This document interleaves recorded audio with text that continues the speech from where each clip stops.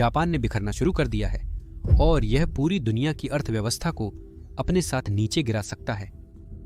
50 सालों तक जापान विश्व का पिग्गी बैंक था। इसने वैश्विक बाजारों में खरबों डॉलर निवेश किए, जैसे अमेरिकी ट्रेजरी बिल्स खरीदना, भारत में हवाई अड्डों और ऑस्ट्रेलिया में मेट्रो लाइनों का निर्माण करना। इसके पेंशन फंड इतने बड़े हो गए कि वह यूरोपीय बॉन्ड से लेकर सिलिकॉन वैली की टेक कंपनियों के शेयरों तक हर चीज के सबसे बड़े विदेशी मालिक बन गए। जापान की शुद्ध विदेशी संपत्ति सर्वोच्च स्तर पर $3 ट्रिलियन से अधिक थी, जो किसी भी देश से अधिक थी। जब भी वॉल स्ट्रीट या फ्रैंकफर्ट को पैसों की जरूरत होती, टोक्यो हमेशा उदारतापूर्वक सहायता करता था। परंतु आताती गुल्लक रिकामी होत चालली आहे। जापान का कर्ज अब उसके सकल घरेलू उत्पाद के लगभग 260% है। हालात बदल चुके हैं। इसका मतलब है कि जापान पर उसकी पूरी अर्थव्यवस्था के कुल आकार से लगभग 2.5 गुना ज्यादा कर्ज है। अमेरिका, जिसे अक्सर भारी कर्ज के लिए आलोचित किया जाता है, का कर्ज से जीडीपी अनुपात लगभग 125% है। जापान के प्रधानमंत्री ने खुलकर माना है कि उनकी आर्थिक स्थिति ग्रीस से भी बदतर है। करीब 1 दशक पहले ग्रीस को कई कर्ज संकटों का सामना करना पड़ा था, जिससे यूरोप की पूरी अर्थव्यवस्था लगभग ढह गई थी। संकट के गंभीर दौर में ग्रीस का कर्ज से जीडीपी अनुपात करीब 190% तक पहुंच गया था। देखिए, किसी भी अर्थव्यवस्था के लिए, चाहे वह अमेरिका या चीन जैसे दिग्गज ही क्यों न हो, कुछ महत्वपूर्ण कारक होते हैं जो आखिरकार उसकी किस्मत तय करते हैं। सबसे पहले यह जनसांख्यिकी है, यानी पिछले कुछ दशकों में किसी देश की जनसंख्या कैसे बढ़ी या बदली है और आने वाले महीनों में यह कैसे विकसित होगी। चीन में 2011 में कार्यबल चरम पर था, जबकि अमेरिका में प्रवास से वृद्धि जारी है। फिर कर्ज आता है, लेकिन यह सिर्फ इस बारे में नहीं है कि किसी देश पर कितना कर्ज है। यह इस बात पर निर्भर करता है कि क्या देश अपने कर्ज को बिना वृद्धि को बाधित किए संभाल और चुका सकता है। आखिरकार बात आकर टिकती है उत्पादकता, नवाचार और संस्थाओं पर। यही संसाधनों को असली वृद्धि में रूपांतरित करने की, अर्थव्यवस्था की प्रभावशीलता और वैश्विक बाजारों तक मजबूत पहुंच बनाने की क्षमता को निर्धारित करता है। अंततः ये सभी कारक मिलकर सब कुछ सुचारू रखते हैं, लेकिन जैसे ही इनमें से कोई एक धीमा पड़ने या असफल होने लगता है, तो वह धीरे धीरे बाकी सबको नीचे खींचता है, जब तक पूरी अर्थव्यवस्था बिखरने न लगे। यही जापान के साथ हो रहा है। 2024 में जापान में केवल 7,29,988 बच्चे जन्मे। उसी साल 1.62 मिलियन से अधिक जापानी की मृत्यु हुई, अर्थात प्रति नवजात शिशु 2 से अधिक लोगों की मौत हुई। यही जापान की सबसे बड़ी समस्या है, क्योंकि देश की जनसंख्या पिछले 9 वर्षों से निरंतर घट रही है। जापान में सचमुच लोग कम होते जा रहे हैं, खासकर युवा लोग। जापान की आबादी 2010 में लगभग 128 मिलियन पर पहुंच गई थी और तब से यह घटती जा रही है, जो 2025 तक लगभग 123 मिलियन रह जाएगी। जापान में दुनिया में सबसे ज्यादा औसत जीवन प्रत्याशा भी है, जो लगभग 85 साल है, जो पहले से ही एक समस्या है। लंबा जीवन जीना सुनने में अच्छा लगता है और यह ज्यादातर अच्छा ही है, लेकिन आर्थिक दृष्टिकोण से यह गंभीर समस्याएं लेकर आता है। युवाओं की संख्या में कमी का अर्थ है श्रम शक्ति में गिरावट, कमजोर घरेलू मांग और कम कर राजस्व। बुजुर्गों की पेंशन और स्वास्थ्य देखभाल की लागत लगातार बढ़ रही है। आप इस चक्र को देख रहे हैं ना? सरकार ने परिवारों को अधिक बच्चे पैदा करने हेतु वित्तीय प्रोत्साहन, बेहतर चाइल्ड केयर सहायता और जापान की कड़ी अप्रवासन नीतियों में ढील देकर विदेशी श्रमिकों के लिए इस कमी को पूरा करना सुगम बनाया है। परंतु इन उपायों की भी एक सीमा है। उच्च जीवन यापन लागत, छोटे घर, विलंबित विवाह और अधिक महिलाओं द्वारा पूर्णकालिक करियर अपनाने जैसे सांस्कृतिक व संरचनात्मक कारणों से जन्म दर काफी कम है। वर्तमान में प्रति महिला लगभग 1.2 बच्चे हैं, जो जनसंख्या को स्थिर रखने के लिए आवश्यक लगभग 2.1 से काफी कम है। यदि कुछ नहीं बदला तो 2050 तक जापान की जनसंख्या 105 मिलियन से कम और 2060 तक 87 मिलियन तक गिर सकती है। सरल शब्दों में, अगर कोई बड़ा कदम नहीं उठाया गया तो प्रति वर्ष टैक्स बेस घटेगा, सार्वजनिक व्यय बढ़ेगा और जापान धीरे धीरे कर्ज चुकाने की क्षमता खो देगा। जापान के वित्त मंत्रालय ने वर्षों से चेतावनी दी है कि कामकाजी लोगों और रिटायर होने वालों के बीच घटते अनुपात से राष्ट्रीय पेंशन और स्वास्थ्य देखभाल प्रणाली पर भारी दबाव पड़ रहा है। वर्तमान में प्रति रिटायरी केवल 1.8 कार्यरत व्यक्ति हैं। 1990 के दशक में एक रिटायर्ड व्यक्ति पर 5.1 कामकाजी लोग थे। इससे बुजुर्गों का समर्थन आसानी से हो रहा था। पर अब कामकाजी लोगों की संख्या कम होने से हर व्यक्ति पर कहीं ज्यादा बोझ आ रहा है। उनकी आय का बड़ा हिस्सा सीधे टैक्स, पेंशन और बुजुर्गों की स्वास्थ्य सेवाओं में चला जाता है, जिससे उनके पास अपनी बचत, निवेश या खुद की रिटायरमेंट योजनाओं के लिए बहुत कम बचता है। जब युवा पीढ़ी तनाव में होती है, अर्थव्यवस्था सुस्त हो जाती है क्योंकि बाजार में कम पैसा आता है, जिससे जापान बजट घाटे और आरण के चक्र में फंस जाता है। और इसी के साथ हम अपने अगले अध्याय पर आते हैं। जैसा कि हमने पहले बताया था, जापान का कर्ज उसकी पूरी अर्थव्यवस्था से लगभग 2.5 गुना ज्यादा है, जो दुनिया की सभी प्रमुख अर्थव्यवस्थाओं में सबसे ज्यादा है। जापान का कर्ज का स्तर इतना ऊंचा क्यों है, जिसे माउंट फूजी की उपमा दी जा रही है? टोक्यो ने इसे कैसे इतना बढ़ने दिया? चलिए मैं आपको 1980 के दशक में ले चलता हूँ। उस समय जापान तेजी से तरक्की कर रहा था। रियल एस्टेट और शेयर बाजार की कीमतें रिकॉर्ड ऊंचाई पर पहुंच गईं। सभी को लगा कि अच्छे दिन हमेशा रहेंगे। 1990 के शुरुआती वर्षों में जापान का आर्थिक बुलबुला फूट गया। जापान की अर्थव्यवस्था निर्यात पर निर्भर है, जिसमें से आधा अमेरिका को जाता है। जब अमेरिकियों ने जापानी उत्पाद खरीदना बंद किया तो यहाँ इसका असर और डर महसूस हुआ। डर है कि अगर दुनिया की सबसे बड़ी अर्थव्यवस्था गिरती है तो वह दूसरी सबसे बड़ी अर्थव्यवस्था को भी साथ में खींच लेगी। जब जापान की अर्थव्यवस्था बुलबुले की चपेट में थी, उस समय के युवा जापानी बच्चे आज भी उसके परिणाम भुगत रहे हैं। शेयर बाजार और रियल एस्टेट की कीमतें, जिनमें टोक्यो के इंपीरियल पैलेस के आसपास की जमीन कैलिफोर्निया की सारी रियल एस्टेट से ज्यादा कीमती बताई जाती थी, एकाएक गिर गईं। इस गिरावट ने जापान को दर्दनाक, लंबे समय तक चलने वाले ठहराव और महंगाई में गिरावट के द्वार में धकेल दिया, जिसे अब प्रसिद्ध रूप से खोई हुई दशकों के नाम से जाना जाता है। मुक्त गिरावट को रोकने के लिए टोक्यो ने वही किया जो हर जगह के राजनेता करना जानते हैं, पैसा खर्च किया। नई सड़कें, पुल, सब्सिडी और रोजगार परियोजनाएं, सभी कुछ किया गया। यह रणनीति हालात को संभालने में काम आई, लेकिन सुस्त अर्थव्यवस्था में टैक्स की आमदनी नहीं बढ़ी। यह जल्द ही एक आदत बन गई। आर्थिक विकास मंदी के दौरान सरकार ने अतिरिक्त प्रोत्साहन प्रदान किए। 90 के दशक के अंत और 2000 के दशक में जापान के बजट घाटे एक नई सामान्य स्थिति बन गए। अच्छे आर्थिक वर्षों में भी उन्होंने शायद ही कभी अपने खाते संतुलित किए। 2008 के वैश्विक वित्तीय संकट, 2011 के विनाशकारी भूकंप और फुकुशिमा आपदा या कोविड-19 महामारी जैसी आपात स्थितियों में जापान ने अर्थव्यवस्था बचाने के लिए भारी खर्च किया। उन्होंने कर्ज पर कर्ज लिया, यह सोचकर कि बाद में सब ठीक हो जाएगा। यह ऐसा है जैसे एक क्रेडिट कार्ड के बिल को दूसरे क्रेडिट कार्ड से भरना। हाँ, ऐसा तब तक किया जा सकता है जब कम ब्याज दरों पर उधार मिलता रहे और उनकी बचत का एक बड़ा हिस्सा बैंकों या जापान की लोकप्रिय पोस्टल सेविंग्स सिस्टम के माध्यम से जापानी सरकारी बॉन्ड्स में निवेश हो जाए। महंगाई लगभग शून्य होने के कारण लोगों को इन बॉन्ड्स पर कम रिटर्न मिलने से फर्क नहीं पड़ता था, क्योंकि अन्य चीजों पर भी कम रिटर्न मिल रहा था। क्योंकि जापानी नागरिकों ने खुद ही इस कर्ज का अधिकांश हिस्सा रखा था, इसीलिए जापान को विदेशी निवेशकों द्वारा अचानक पैसा निकालने और अर्थव्यवस्था को गिराने की ज्यादा चिंता नहीं थी, जैसा ग्रीस जैसे देशों में हुआ था। इस अनूठी व्यवस्था के कारण जापान ने लंबे समय तक इस भारी कर्ज को बिना किसी बड़ी दिक्कत के प्रबंधित किया। सरकारी बॉन्ड्स की ब्याज दरें समय के साथ लगभग शून्य तक गिर गईं। अधिक जानकारी बाद में दी जाएगी, लेकिन सिर्फ इसलिए कि निवेशकों ने इस कर्ज को स्वीकार कर लिया, इसका मतलब ये नहीं है कि ये खतरनाक नहीं था। जापान की सरकार पर लगभग 1.1 क्वाड्रिलियन येन, 8-9 ट्रिलियन अमेरिकी डॉलर का कर्ज है। कर्ज पर ब्याज, जिसे डेब्ट सर्विसिंग कहते हैं, एक बड़ा खर्च है। 2024 तक जापान के वार्षिक बजट का लगभग 24% राष्ट्रीय कर्ज चुकाने में खर्च हुआ। यह 27 ट्रिलियन येन है। जापान के वित्त मंत्रालय ने कई बार चेतावनी दी है कि ब्याज दरों में मामूली वृद्धि भी कर्ज चुकाने की रकम को काफी बढ़ा सकती है, जो और भी चिंताजनक है। जापान को बढ़ते ब्याज खर्च के लिए और अधिक कर्ज लेना होगा, जिसे कर्ज का चक्रव्यूह कहते हैं।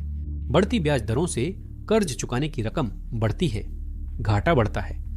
इसे पूरा करने के लिए सरकार और कर्ज लेती है। इससे निवेशक घबराते हैं और ब्याज दरें और बढ़ती हैं। यह चक्र खुद को दोहराता रहता है। जापान ने इस चक्रव्यूह से बचाव किया है क्योंकि ब्याज दरें बहुत कम रहीं। एक महत्वपूर्ण कारण है बैंक ऑफ जापान या बीओजे। हाल के दशकों में बैंक ऑफ जापान ने क्वांटिटेटिव ईजिंग या क्यूई नामक वित्तीय रणनीति अपनाई है। क्यूई का अर्थ है कि केंद्रीय बैंक डिजिटल रूप से नया मुद्रा बनाता है और उस नए धन से सरकारी बॉन्ड खरीदता है।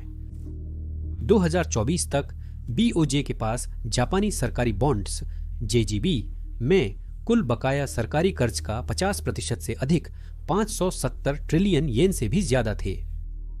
इसका मतलब ये हुआ कि सरकार अपने कर्ज का एक बड़ा हिस्सा खुद अपने केंद्रीय बैंक की देनदार थी। इसका उद्देश्य बॉन्ड्स की मांग बढ़ाकर ब्याज दरों को कम करना और यील्ड्स को शून्य या उससे भी कम रखना था। सरकार को सस्ता कर्ज लेने की सुविधा मिली, भले ही कुल कर्ज सकल घरेलू उत्पाद का 260% था। बैंक ऑफ जापान की बॉन्ड खरीदारी ने यहां तक कि यूनाइटेड स्टेट्स फेडरल रिजर्व की क्वांटिटेटिव ईजिंग को भी छोटा कर दिया। कभी बीओजे की होल्डिंग्स जापान के सकल घरेलू उत्पाद के 130% से अधिक हो गई थी। यह व्यवस्था कई सालों तक आश्चर्यजनक रूप से अच्छी तरह से चली।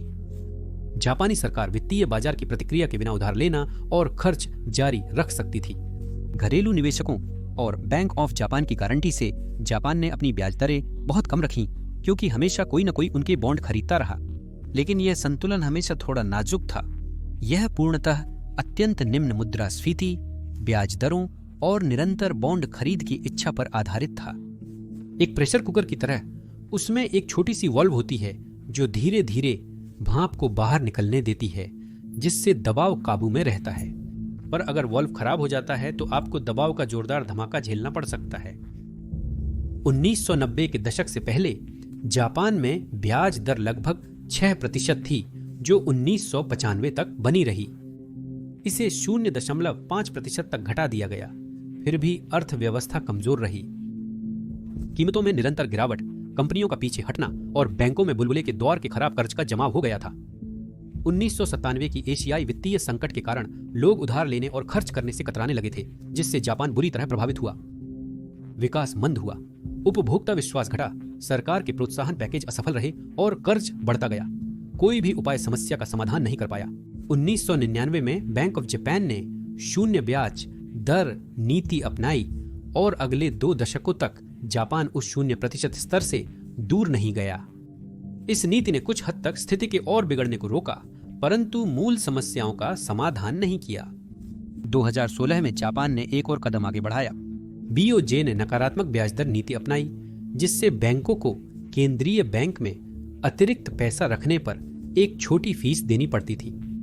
जापान का लक्ष्य बैंकों को अधिक कर्ज देने और लोगों तथा व्यवसायों को बचत की जगह खर्च करने के लिए प्रोत्साहित करना था।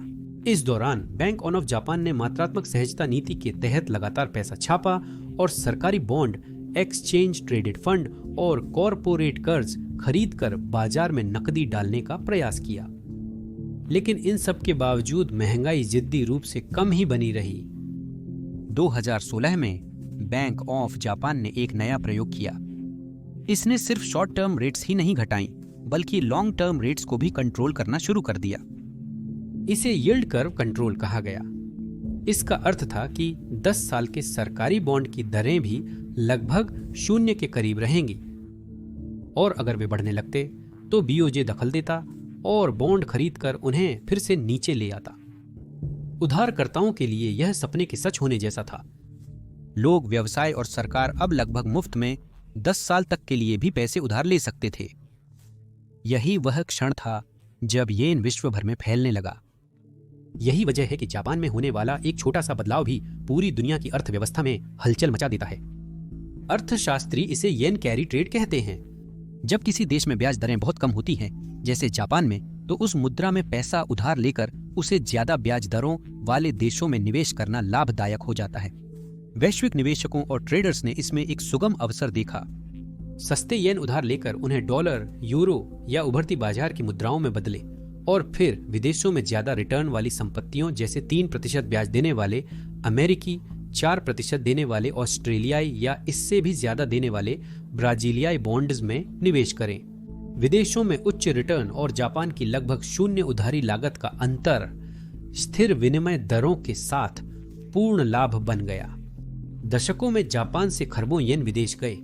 वॉल स्ट्रीट और जापानी वित्तीय संस्थाओं ने सस्ते में येन उधार लेकर दुनिया भर में उधार दिया या निवेश किया। जापान ने विश्व अर्थव्यवस्था को आसान पैसे की आपूर्ति की, जिससे येन का विशाल बहिर्वाह मुद्रा को कमजोर बनाए रखा।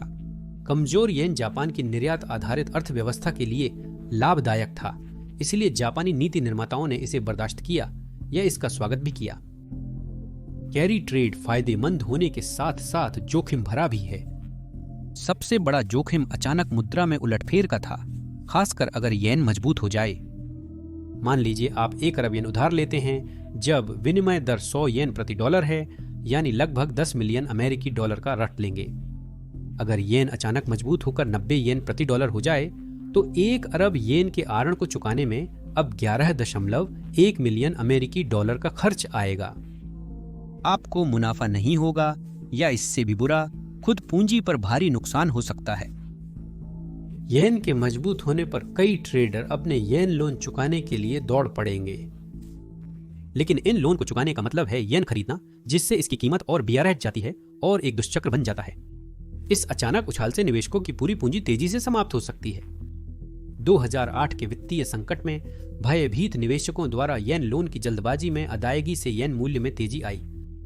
2016 की शुरुआत में अमेरिकी बाजार में हलचल से येन की कीमत तेजी से बढ़ी, क्योंकि कैरी ट्रेडर्स ने अपनी पोजीशन जल्दी से बंद कर दी।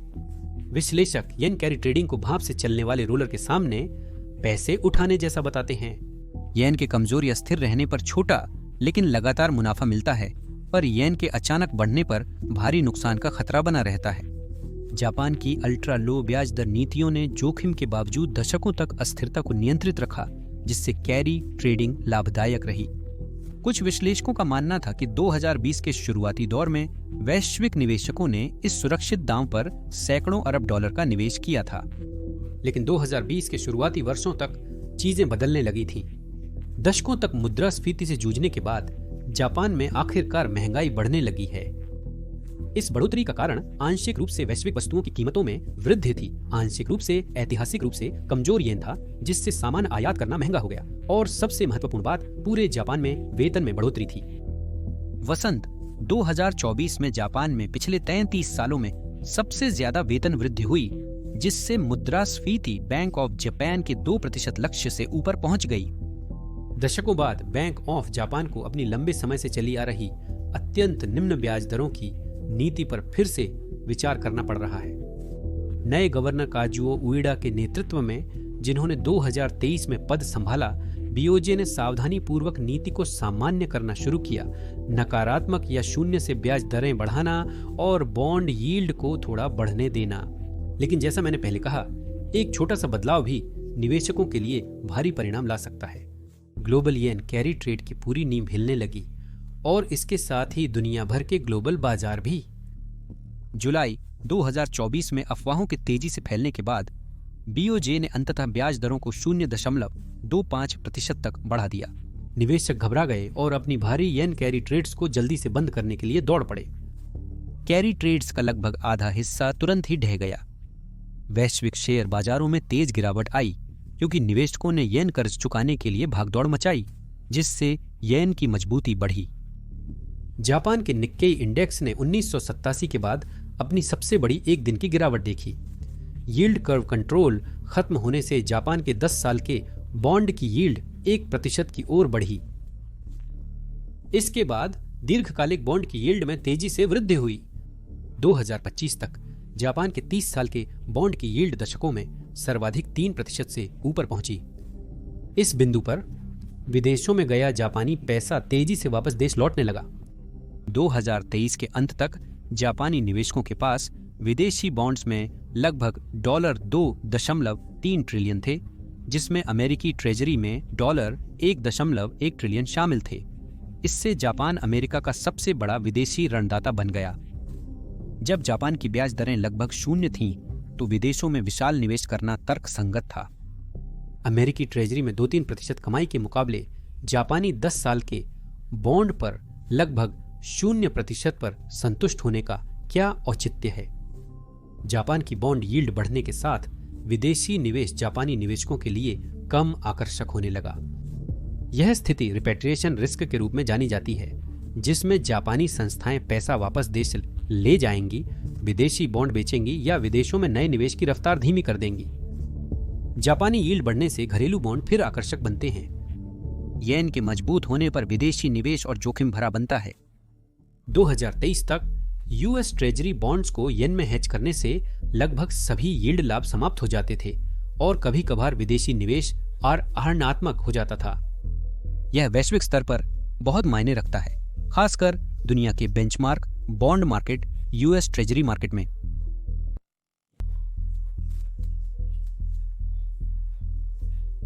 उनकी होल्डिंग्स में मामूली गिरावट या नई खरीदारी की गति में मंदी भी अमेरिकी ब्याज दरों को ऊपर ले जा सकती है। बाजार में बॉन्ड्स की आपूर्ति बढ़ने से उनकी कीमतें गिरेंगी और यील्ड्स बढ़ेंगी। एक कहावत है कि अगर जापान छींकता है तो दुनिया को जुकाम हो जाता है। यह अक्सर अतिशयोक्ति लगता है, लेकिन बॉन्ड मार्केट में इसमें कुछ सत्य है। जापान का बॉन्ड मार्केट स्थिर और उबाऊ रहा है, जिसमें निरंतर मांग और निम्न ब्याज दरें देखी गई हैं। लेकिन इस साल सब कुछ बदल गया है।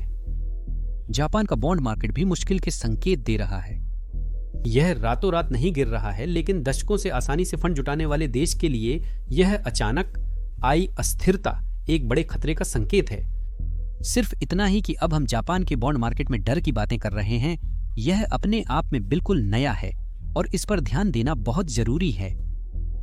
फिलहाल और संभवतः अगले दशक तक भी जापान का पतन नहीं होगा। जब जापान के प्रधानमंत्री कहते हैं कि देश की वित्तीय स्थिति ग्रीस से भी बदतर है, तो लोग स्वाभाविक रूप से घबरा जाते हैं। अंततः ग्रीस ने 2010 के दशक में एक भीषण ऋण संकट का सामना किया था। उधारी लागत बढ़ने से बैंकों को बचाव पैकेज की जरूरत पड़ी और खर्च कटौती से गहरा आर्थिक दर्द हुआ।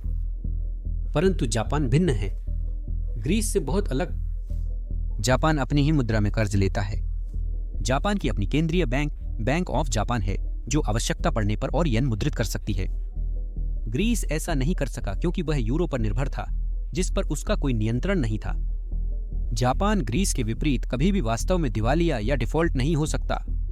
दूसरा, जापान का लगभग 90-95% कर्ज घरेलू रूप से ही रखा गया है, जैसे जापानी बैंकों, बीमा कंपनियों, पेंशन फंड्स और खासकर खुद बैंक ऑफ जापान के पास। ग्रीस का कर्ज संकट भड़का क्योंकि विदेशी निवेशकों ने घबराकर अपनी फंडिंग जल्दी वापस ले ली, जिन पर ग्रीस का बहुत पैसा बकाया था। जापानी निवेशक स्थिर रहते हैं और अपने सरकारी बॉन्ड्स को अचानक नहीं छोड़ते, क्योंकि ऐसा करने से उन्हें भी नुकसान होगा। तीसरा, जापान की वित्तीय स्थिति पारदर्शी है।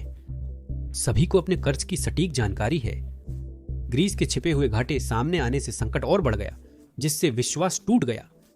जापान की गंभीर समस्याओं को निवेशक अच्छी तरह समझते हैं और उन्होंने इन्हें पहले से ही अपनी अपेक्षाओं में शामिल कर लिया है। चौथा, जापान की अर्थव्यवस्था और वित्तीय बाजार विशाल और विविधित हैं। यह विश्व की तीसरी सबसे विशाल अर्थव्यवस्था और द्वितीय सर्वाधिक बॉन्ड मार्केट है। ग्रीस की अर्थव्यवस्था संकट से निपटने में असक्षम थी क्योंकि वह बहुत छोटी थी। जापान अब भी लगातार व्यापार अधिशेष उत्पन्न करता है और इसके उद्योग वैश्विक स्तर पर प्रतिस्पर्धी हैं। अंततः जापान को किसी विदेशी सहायता की आवश्यकता नहीं है। अंतरराष्ट्रीय मुद्रा कोष या यूरोपीय संघ उस पर खर्च में कटौती जैसे मूर्खतापूर्ण नियम लागू नहीं कर सकते। जापान खुद अपनी वित्तीय जरूरतें पूरी करता है। ये अंतर दर्शाते हैं कि जापान के लिए ग्रीस जैसी अचानक गिरावट या पूर्ण डिफॉल्ट का सामना करना संभवतः नहीं होगा। इसके बजाय जापान के लिए बड़ा खतरा धीरे धीरे बढ़ने वाला है। मुद्रास्फीति, मुद्रा अवमूल्यन या कर्ज का मुद्रीकरण, जिसमें बैंक ऑफ जापान लगातार कर्ज को आगे बढ़ाता रहता है, जिससे येन की कीमत घटती है और समय के साथ खरीदने की ताकत कमजोर होती जाती है। मर्फी का नियम बताता है कि जो गलत हो सकता है वह होगा, और जापान के वैश्विक महत्व को देखते हुए यह धीमा संकट सभी के लिए खतरनाक है।